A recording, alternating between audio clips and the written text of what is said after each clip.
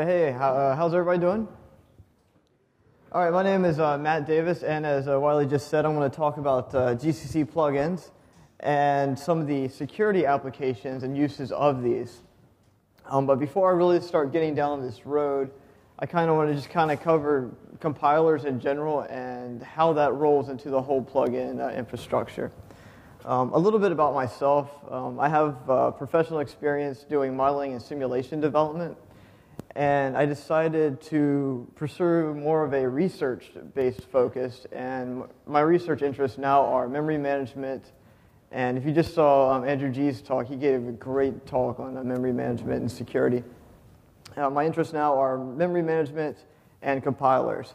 And to accomplish my current research, I've been using GCC plugins. And I figured, hey, there's more than just memory management here I can play with. There's some security things. And I figured kind of talking to you guys today about security and kind of showing how plugins kind of fit into that mix would be really cool. So anyways, as I said, I want to kind of cover just what plugins are, compiler 101 type of stuff, kind of cover the infrastructure GCC, and then show you guys some examples and just some use cases of these plugins. Ultimately, what I want to leave you guys with today is an idea of actually how to use plugins and how, like, if you were to go home, how you sort of get started in creating your own. So I'm not going to say, like, follow this rule set and boom, blah, blah, blah, and you magic, a plugin comes out. No. I'm going to give you enough information so you can go home and start getting started. All right, guys. So let's get started here. Okay. So what is a compiler? All right. I think everybody has seen this before. The great underpants gnomes, right? Okay. So this example just aligns so nicely with everything in computer science. You do something mystical, magical happens, and then out comes really cool things. And that's exactly what a compiler is.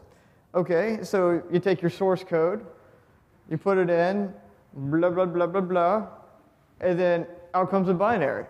So what is in that box there? What is in that little bit of the black box, so to speak, of unknown? Well, there's a little bit of magic in there. So I'm going to try to, defeat this magic here and explain what's going on. That black box, that bit of magic there was actually just the compiler. And compilers are all based on theory. So there's a lot of math and there's a lot of really complicated aspects behind it, but it makes them perform as they are designed, ideally. So as you all know, a compiler takes human-readable text, which is your source code, and converts it into a machine-readable executable. The plugin aspect of GCC works pretty much in the middle there. So as you see right here, you have the main functions of a compiler are that they lex, they scan, and then they transform. So it takes source code, identifies certain pieces of that source code, like strings, integers, floating point values, and then it turns it into an abstract syntax tree. And then from that tree structure, then it can transform it into code, into like machine readable code. So we're going to be primarily handling on the actual transformation process with a plugin. With GCC in general, as you all know, it accepts many kinds of input languages. You have C, C++, Go, Fortran, Ada, and then your output can be any kind of target. So your output could be x86, could be ARM, could be Spark, MIPS, Atmega, whatever. The beauty of GCC, and a lot of other compilers follow this model as well, is that it converts the input source code, be it C or C++ or whatever, into something called an intermediate representation or an intermediate language. The intermediate language is then used to perform optimizations and other kinds of compiler-based transformations. So it'll generate trees and graphs from that intermediate language. Now, what the intermediate language means is that you can write your program in any language you can imagine, and you can have any kind of output architecture. As long as this input language can be transformed or reduced into the set of intermediate languages, then your compiler will be able to compile it. Likewise, this also means that all optimizations that you write for the intermediate language will work on all languages. So that's really cool. And the compiler also does optimizations, as I just said. So loop unrolling, basic block reordering, dead code elimination. It also does a little bit of error detection, such as out of bounds checking. Okay, so I want to kind of get into this is kind of like the favorite part of my talk, and it's all downhill after this, but this is really cool. So this is syntax and semantics. So I just went ahead and grabbed this image here from the TOB index. They calculate the popularity of languages. And anyway, I thought it was a really cool graphic. They do this every month, so tob.com, they have language popularity. But I want to get into the main key point of compilers, and that's syntax and semantics. Okay, just briefly, before I start getting into the deep parts of this, there is a big difference between syntax and semantics. The semantics are the meaning of a program. So you create an application, and it has a meaning behind it. It's supposed to do something. The syntax is how you structure it, how you write it. A compiler can change the syntax. That's absolutely fine. One example is your basic block reordering or loop unrolling or doing certain optimizations. When the compiler transforms your source code, it's not changing the meaning at all. The program should still do the same thing. And through logic and math, the compiler can guarantee that its transformations are not changing the meaning. But semantics are meaning, syntax is structure. So this is my favorite example. This is what do you guys see here? I mean, to me, I just want to gouge my eyes out. But I think to some of you guys, you see this awesome. That's a really great. What I see, I see a really cool logo for the 2012 Olympics. And this actually made it. I believe it was on MSNBC. Somebody was pretty slick to actually get this up there. It's showing us all coming together for the Olympics. This is exactly what I mean by syntax and semantics. For some of us, this has a really, really, really horrendous meaning. And for others of us, oh, that's kind of cute. Some kid drew this nice little picture. But the structure or the actual graphic has not changed. The structure is actually the same. So just to reiterate, so syntax is the structure, it's the style of the source code. It's what the compiler is allowed to modify. The semantics are the meaning. It's what the program is supposed to do. Compiler, no, don't change that. So when you start getting into compiler development or GCC plugin development, same thing, make sure you don't change the semantics of the program because you're going to have a lot of angry users. Okay, so one of the things that the compiler does during the lexing and scanning phase is that it actually creates a call graph. So this is very simply a C program that I wrote here, and that's the represented call graph of it. A call graph is nothing more than a graph of who calls who in the program. So what function calls what other functions. So in this example, you could just see that main calls, you don't even have to look at the source code. Main calls foo calls bar, but bar calls a couple other things. It also calls itself, so it's recursive. This is just a simple call graph. So a node is the function, so each circle is a function, and the edge is just showing the relationship between them. Another thing that the compiler also creates is a control flow graph. So what the control flow graph is it just shows the passive execution between a program, the reachability. It shows the basic blocks, the nodes, and the edges. So if you were to look at one single function, you can get a control flow of that function, look at all the basic blocks that make that function up, and all the statements in all the basic blocks. If you're not familiar with what a basic block is, it's nothing more than a set of or a series of statements where no jumps occur. So everything up into an if-else branch is or an if-else conditional is a basic block. Anything that requires a jump then requires a new basic block. So here's an example of a control flow graph, and I've got the same thing shown in 3 different representations. Here's the source code in C. It's just a very basic if-else. I'm just showing how an if-else or a jump will cause the control flow graph to change. And here is the intermediate language, as I discussed earlier. Now, GCC uses something called GIMPLE, G-I-M-P-L-E. It's intermediate language, so C, C++, Go, Fortran. They all reduce down into GIMPLE. So same program, GIMPLE representation. BB is your basic block, so these are all the places between jumps. So as you see here, the first thing I have is an if-else statement. So if x is equal to 2,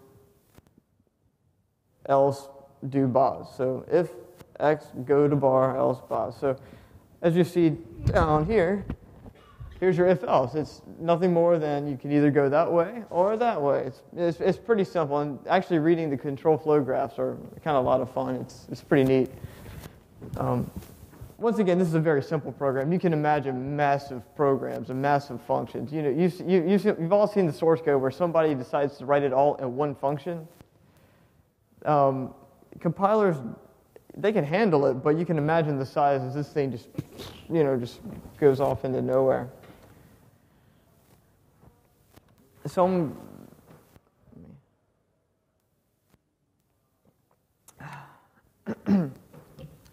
all right, so the next aspect is static analysis. And static analysis is nothing more than, at compile time, trying to apply a little bit of meaning to the syntax of the program. So what this does is it uses the compiler data structures. So with static analysis, you use your control flow graph, you use your call graph, and then you try to figure out what is actually going on. They use static analysis for figuring out optimizations, so knowing can you really unroll this loop? Are we safe to unroll this loop? Maybe we don't want to do it. Compilers always err towards the conservative, the very safe approach, because when you start making gross assumptions about a program, that's when the meaning changes, somebody's going to get angry, and those are the hardest bugs to find. I'm sure you've all had these logic bugs in your programs where, technically the program works as designed, but there's something wrong. Maybe some of your math is wrong, or something's wrong, and they're the hardest ones to detect. What's even worse is finding compiler bugs, because compiler writers don't make mistakes, right? And then trying to prove that is even harder. But even finding it is a nightmare. So static analysis works on 2 main ideas. It does an intra-procedural, notice the A, the intra-procedural, and that's an analysis within the function. It also does an inter-procedural, so it's how all the other functions talk to each other. So a call graph is really useful for inter-procedural analysis. Intra-procedural is really good for using like your control flow graph to figure out what the heck's going on. Alrighty, so I'm going to talk a little bit now about malware obfuscation. So I started targeting the GCC plugins for security aspects towards just kind of disguising things, because it's easy to do with the GCC plugin framework. And it provides great use case and a great stepping ground to getting started with GCC plugins. This is a really crazy graphic that I found. It's actually a t-shirt. I thought it was really cool. So anyways, so with malware obfuscation, there's a few, the whole idea is to confuse a binary, to confuse the resulting program. And what you can do at compile time is, if you are writing malware or what have you, you can have the compiler actually throw in certain certain program or something, certain language-related features to confuse the actual binary. And what I mean by confuse is changing the hash of the binary, for instance. So when you start adding instructions or just manipulating certain things that have no effect on what the program does, then you change the complete hash of what the actual program looks like. Now, I'm sure you guys are all familiar with hashing. If I'm totally unclear about something, just please raise your hand. I tend to mumble, and yeah. So a few techniques that I want to discuss is polymorphism, metamorphism, and junk instructions. All these three aspects here are able to help evade antivirus and malware detection. So these are nothing more than just malware detection aversions. So what is the difference between polymorphic and metamorphic code? Well, first of all, let's look at what the actual word morphism is. What is a morphism? It's nothing more than just actually changing code. It's just transforming code. Polymorphism is using like encoding or encryption techniques that can be changed at runtime. So you can encode something, and then only when it's needed do you ever decrypt it, so that it's only your memory footprint has only got a majority of encoded or encrypted pieces. And I show an example of this later on, where I encode strings or encrypt strings so that your binary is not readable, but at runtime it's able to function properly. Metamorphic code is a little bit different. It's just manipulating or mutating code so that it changes how the program functions. So maybe throwing in junk instructions, or maybe adding a few functions that don't do anything, but it changes the actual flow of the program. So as your program executes, it goes over here and just executes one function, then it goes over here and does another one. Those functions might not do anything, but they're totally changing the actual profile of what this program is doing. And as I just mentioned, when you mutate any kind of code, it changes the actual signature of the binary. And as you all know, MD5 sums, SHA-1 hashes, whatever they are, just flipping one bit significantly changes the entire signature. I mean, there's not one way to actually deduce what it is, because it's a one-way algorithm. And the whole idea is just to throw in a bit of confusion for anybody trying to figure out what the binary is doing. Now, I mentioned malware, but there's tons of other really cool things that you can do with GCC plugins. I mean, for my personal research, I'm doing a lot of things with actually memory management. But as Andrew G. just showed, he's showing the more benign, proper approach of security, where it's actually, when you compile your kernel with a set of GCC plugins, they're actually enforcing security policies and making things safe. So here's something really cool that I discovered the other day, and I'm going to get into junk instructions in just a second. So what is this? Does anybody know what the purpose of this instruction is? Yes? Gentleman in the far back, yeah, right there. Basically does nothing in Microsoft entities so that they can do a live page or hot page. I can't remember how they call the technologies to add. Yeah. You got it. You got it. I know I shouldn't have asked you guys that. That was stupid. Okay, so to the layperson and to most of us, and the first time I saw it, I'm like, well, you're not really accomplishing anything here. It's taking X value and putting it back into X. It's not really, congratulations, you just wasted a few CPU cycles. But no, it's actually a really clever thing. I'm not a Windows guy, but all Windows functions actually start with this, pretty much what looks to you and me as a wasteful instruction. It's actually a 2-byte NOP instruction. So to me and you, it does absolutely nothing, just wasting cycles. But it's actually, as this gentleman back here said, it's a hot patch point. So at runtime, you can actually change this, whack that out, you still have 2 bytes to play with. You can put a jump in there instead, so you can actually patch your function. So maybe the function that begins with this is, maybe it's bad, maybe there's something wrong, you have a newer version. Well, at runtime, you can actually, throw that out, put a jump to the actual proper version instead, or a more recent version of the function, and have that one executed. That's a pretty nifty little trick, I thought.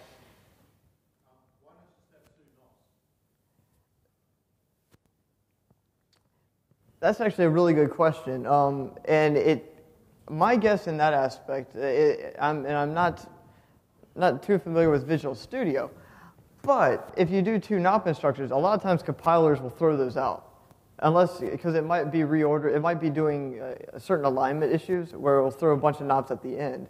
But a lot of times, and from what I've seen with GCC, even if you're not running with optimization, it'll actually remove nops if you're throwing in a bunch of nops.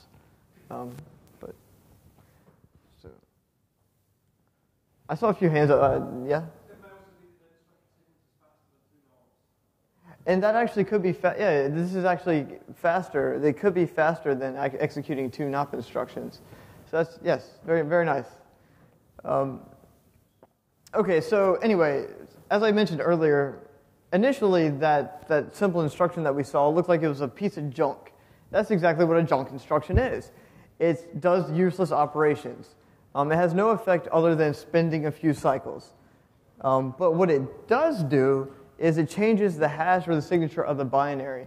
So if you were to throw in, you have one program, one version of this program, you compile it, boom, look at the hash of it, it looks one way.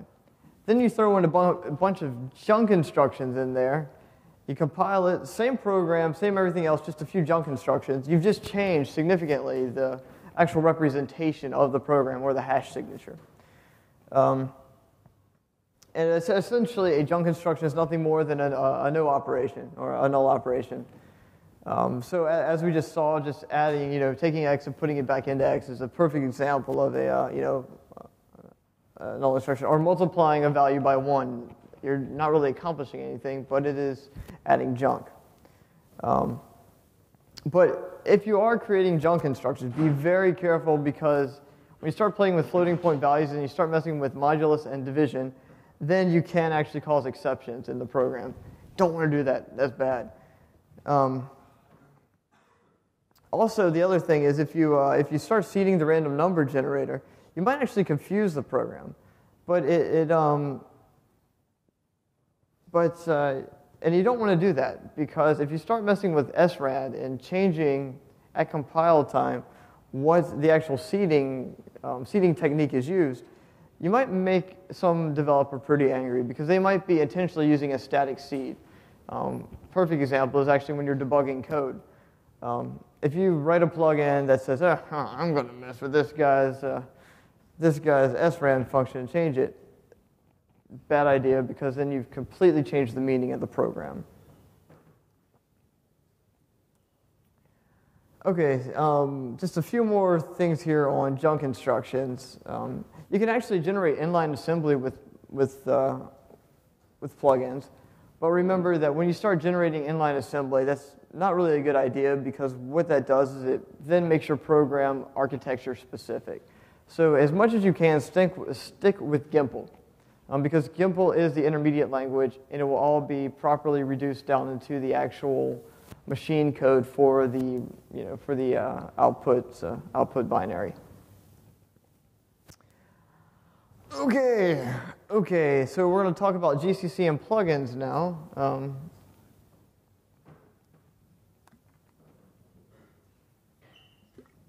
Sorry, my throat's getting a little dry. So here's actually a snippet from the GCC architecture manual. And I know most of you guys are like, GCC documentation? Sure, right? Yeah, they actually do have some documentation. The internals guide is decent. This I actually got from the wiki book, but it's the exact picture of what GCC is. So as I mentioned earlier, all your early compiler pieces are all up here in the front end. So this is where all the language gets translated into the abstract syntax tree. then gets translated to generic, which becomes GIMPLE. And GIMPLE is the actual intermediate language. When you write your plugins, most of the time they will be operating on GIMPLE. And that's actually a very simple, reduced, it looks very much like C. I'll show you an example in a minute. Then again, it converts to static single assignment, and all your optimization passes then occur on this static single assignment version of GIMPLE. I'm not going to explain static single assignment, very simple concept. And then it gets converted into register transfer language, which is essentially a virtual machine of unlimited registers. And then it gets converted from that very general machine version down into your actual architecture. So your x86, your MIPS, or a Spark, or your PDP-11 or whatever.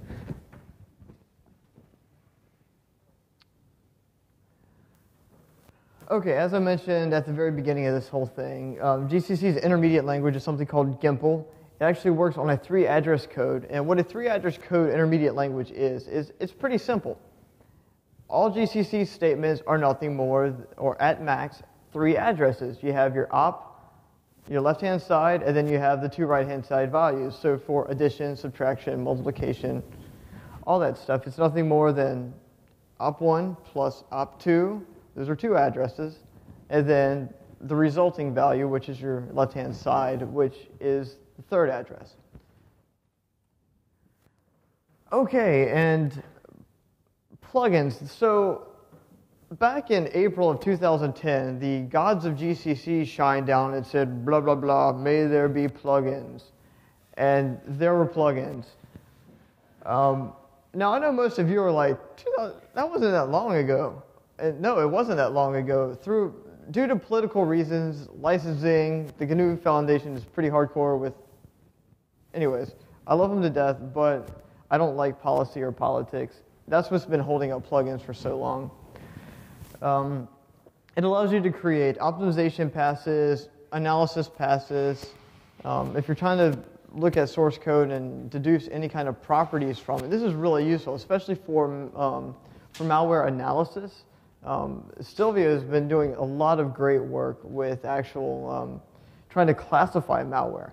This would be a perfect example if he had some actually raw source code to look at create maybe an analysis pass in a plugin and see, what he can do with that to aid his malware classification. The beauty of plugins is that they're nothing more than a shared library. So how long does it take it to compile a relatively short program or a relatively short library? It doesn't take much time at all.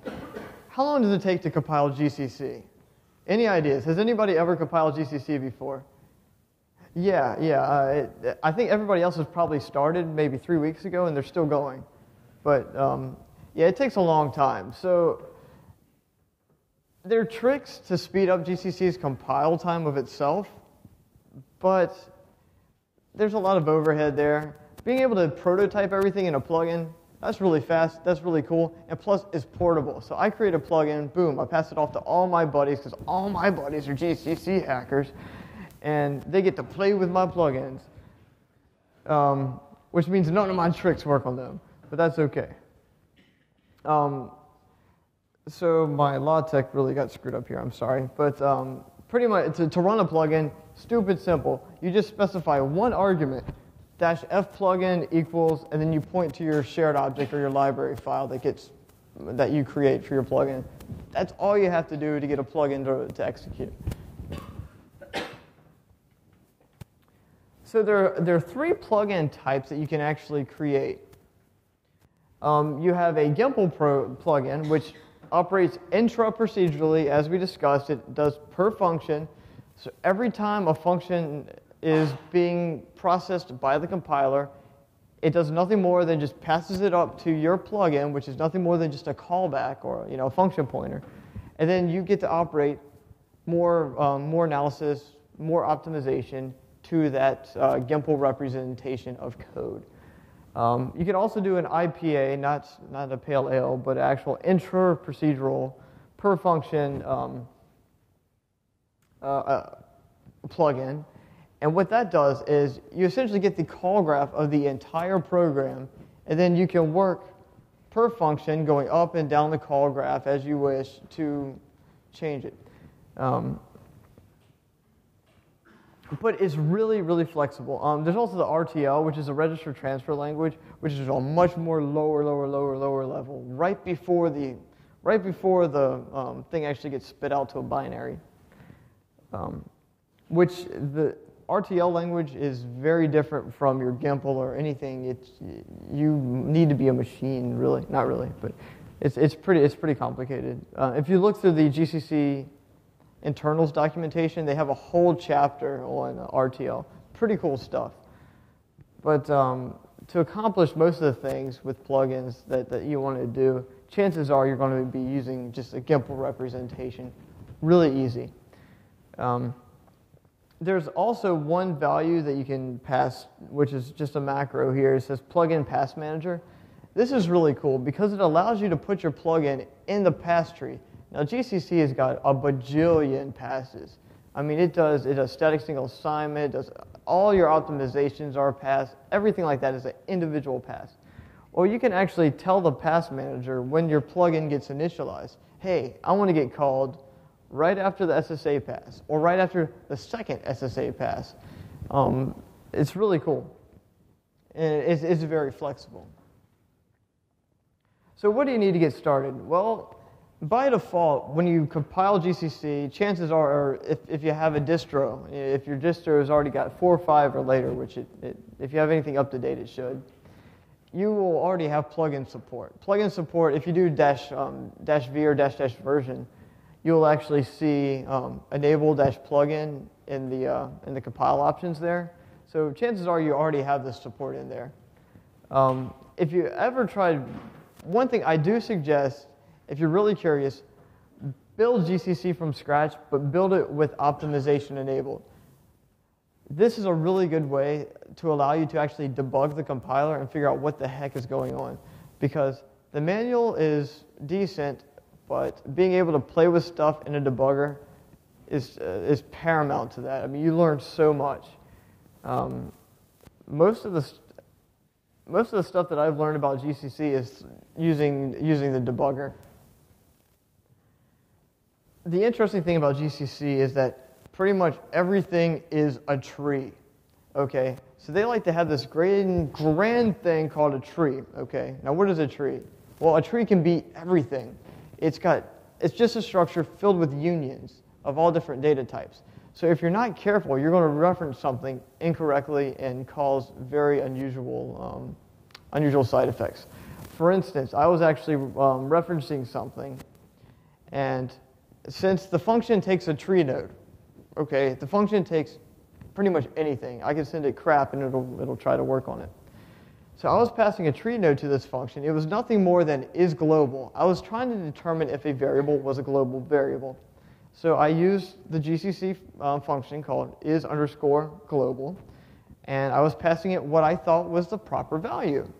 And I'd run my program, and I just had it outputting just a printf saying isGlobal.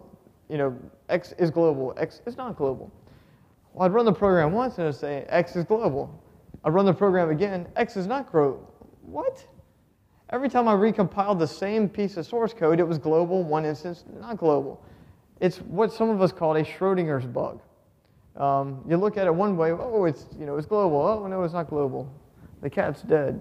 Well, what was happening was I was passing in a tree node, so the compiler said, hey, type checking worked fine. You're passing in a tree node, no warnings, everything looks good to me. I wasn't passing it the proper version of the tree node because, as I said, a tree node is nothing more than just a structure filled with unions. I was passing it with the wrong union type. That is the danger of unions, and that is the danger of doing everything in that manner. So when you start playing with GCC, pretty much you're going to realize day one, hey, I'm messing with these crazy tree nodes. What the hell are they? They're everything. Like I said, GDB is just a great tool to figure out what the heck is going on. Okay, and lack of sanity usually helps the process. So the first thing you have to do when you create a plugin is you have to define this symbol. Okay, I love politics to death, right? So this symbol, you have to put this in your plugin at the very top. It's called plugin is GPL compatible. That is the exact line. You have to put this in there. It doesn't have to be 1. It can be 0, 3, 666, something. Because what happens is that value is actually put into the symbol table of the executable and into the executable of your plugin. So when GCC says, oh, I've got a new plugin, I'm going to initialize it. Let me look through the symbol table. Does it have this in there? If it doesn't have that in there, then it's not going to run your plugin. So that's pretty much the only thing you have to get these bad boys to start kicking. You know, if it's GPL compatible or not, what the hell, I don't care. Just put that in there. Put it to 0. I think that'll work too. But anyways, and the other 2 bits of the plugin is the exec function and the gate function. So the gate function is nothing more than a callback that returns a Boolean value. Chances are almost every time you just want this function to return true. If it returns false, the actual execution never occurs of your plugin. So it's just a really simple gate. So should I execute or not execute? You can pretty much perform that same functionality in exec as well if you want. But you have to have the gate function. Exec is it's just a callback that every time a function gets turned by the compiler, it says, oh, okay, now for your plugin, I'm going to pass you this function. Exec is the thing that actually crunches your data. So this is where the meat of your plugin is. Okay, so here's a pretty simple plugin. I don't really expect you guys to actually understand this now. It's something you kind of have to sit down and look at for a little bit. But I just want to give you an idea or a little flavor of what's actually going on under the covers. So in this plugin, in the actual exec function, I put this bit of code in the exec function. This is all C code, and it says pretty much for every basic block in the function that I've been passed, I'm going to execute on every statement, and then I'm going to insert a nop instruction up into a certain limit. And the reason why all this function does is it just inserts nops throughout the program, changing the representation, just changing the actual hash value of it. If you look at insert nop, which is nothing more than a very small program, or I'm sorry, very small function, it's putting inline assembly that says move EAX to EAX. And it's inserting it before that statement. So just inserting at a certain statement point, just nops. As I mentioned earlier, using inline assembly, you can do it. Pretty stupid idea, but it's a perfect use case to kind of understand plugins. And it's really good. I mean, it's really nice to actually be able to use inline assembly in plugins as well.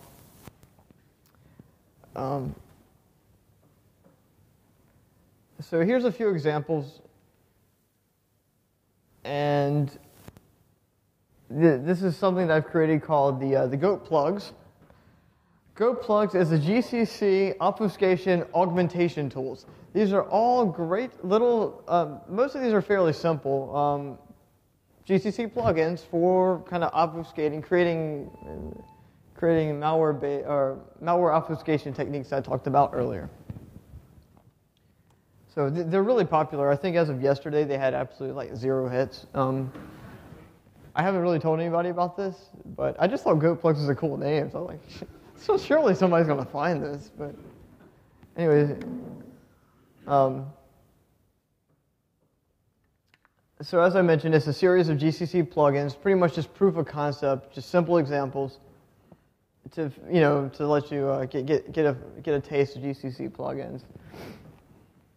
Nopper is the little guy I just showed you earlier. It inserts a little bit of inline assembly throughout the program, inserting no ops. Slimer is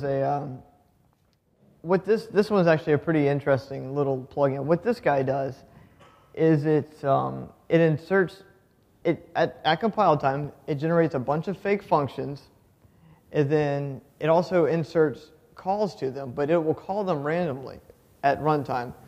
The idea here is to be a little bit of polymorphism, or I'm sorry, a little bit of metamorphism, so that every time you run the program, different functions get called. Now, all those functions that are getting called, they're just junk functions, but it's changing the flow and the flow of the program. There's another plugin I created called JPanic, and what JPanic does is it actually creates junk functions with junk instructions. So it creates a fake function, and then it puts junk instructions all throughout your program. Then there's another one. This is kind of my favorite, actually, munger. And what munger does is it actually encodes all your read-only strings at compile time. And what this does is, if you were to do a strings dump on your actual program, so if you had, if you hard code your passwords, never do that. If you ever hard code your passwords into your source code, at compile time, it actually encodes them into some gibberish. So if you were to do a strings dump, you get nothing more than gibberish in all your strings. What's really neat about this is you can also put shellcode in there instead and have that be gibberish, hypothetically. Don't know who does shellcode. I'm sorry? Oh yeah, I'll show all that at the end. So here's the example of, I showed you nopper earlier, here's an example of Slimer. So what Slimer does is it just calls it pretty much calls one of the random functions it creates. So how does it actually do this? It looks a little bit gross over here, okay? So here's the original C program. All right, original C program, do something. That is one function, and that function, that doesn't matter. I just want to look at the main function. That's all it is. Now, the GIMPLE representation, after running with my plugin, generates this. Okay, so what the heck is going on here?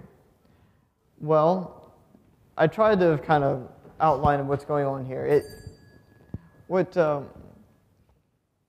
going on is it creates an index into an array, and it uses time modulus the number of junk functions in the program, and then that array is nothing more than function pointers of junk functions. So it says some random value within the index, and then it dereferences it and calls it. So it's just looking at an array of functions that are all junk, and it calls a random one.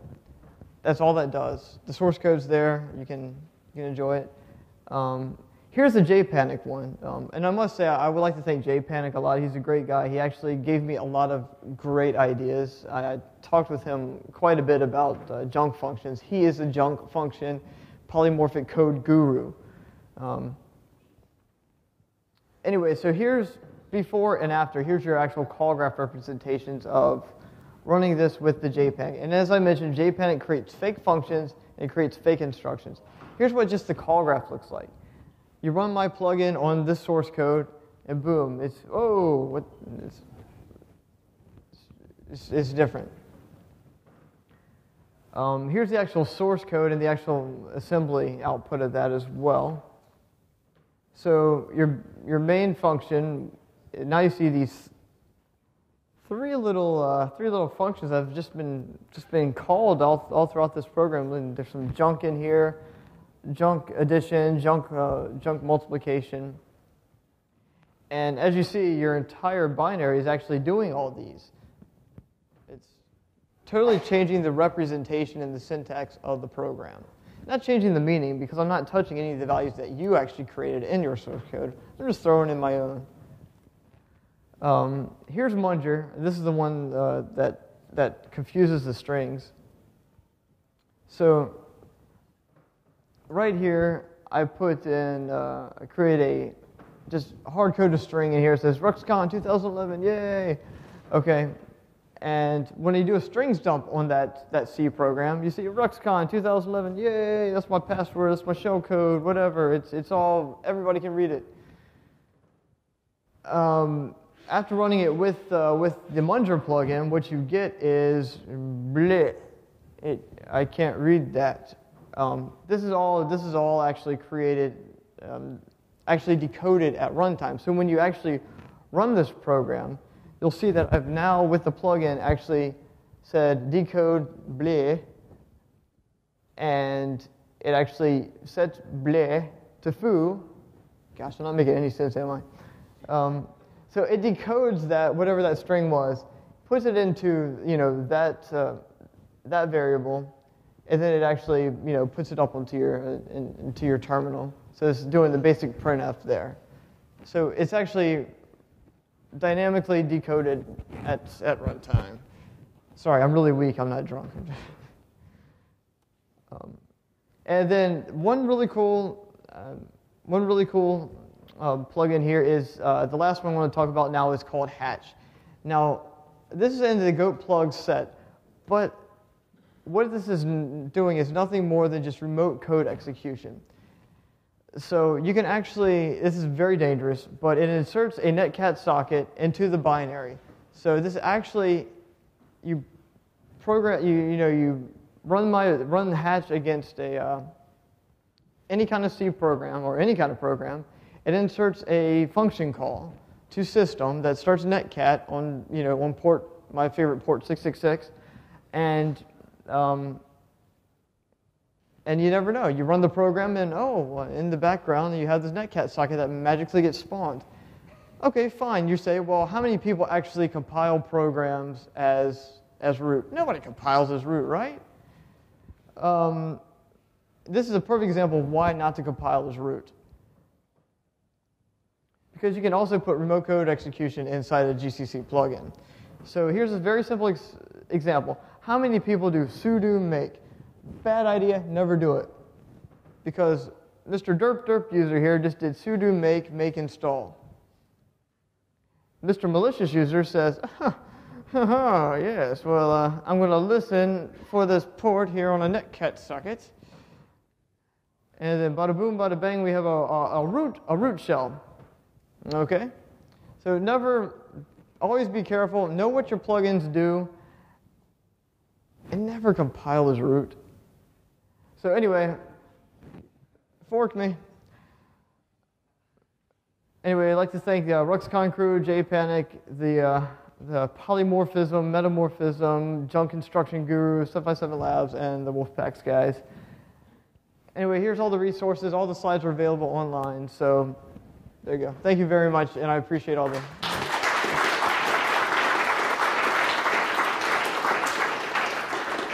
Anyone have any questions? Questions?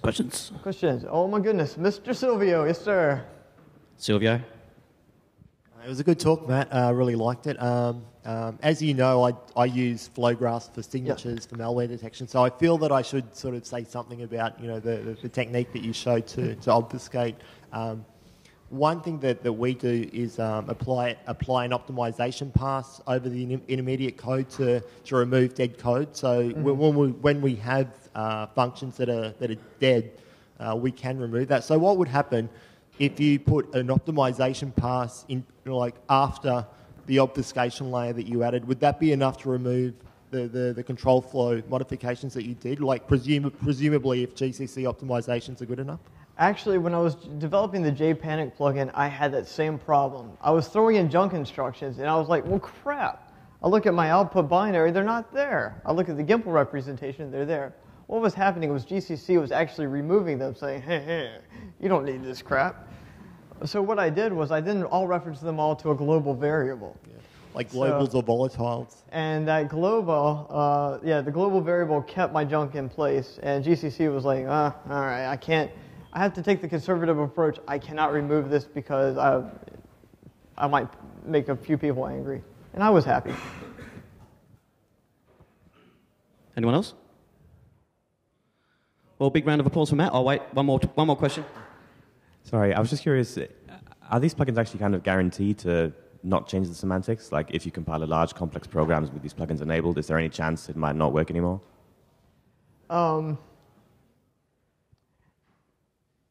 This is the danger of plugins because it's people who are trying to learn compile. Well, not some of them are compiler experts. A lot of them are compiler experts. But then there are people like me who I'm not going to claim to be a compiler expert. Sure, that is my research interest, but doesn't mean I'm an expert. So without any kind of mathematical or logic, logical formalism of what my plugin does, I can't guarantee you that it's not going to change the meaning of the program. That's why a lot of times you can stick with some of the traditional research in the field, and that that's been, it's got formalisms behind it, and Silvio's got a lot of great formalisms to deduce his malware classification stuff. Really cool. And that's really the only way you can guarantee that a program is not going to have its semantics changed. All right. Well, thanks very much, Matthew. Big round of applause.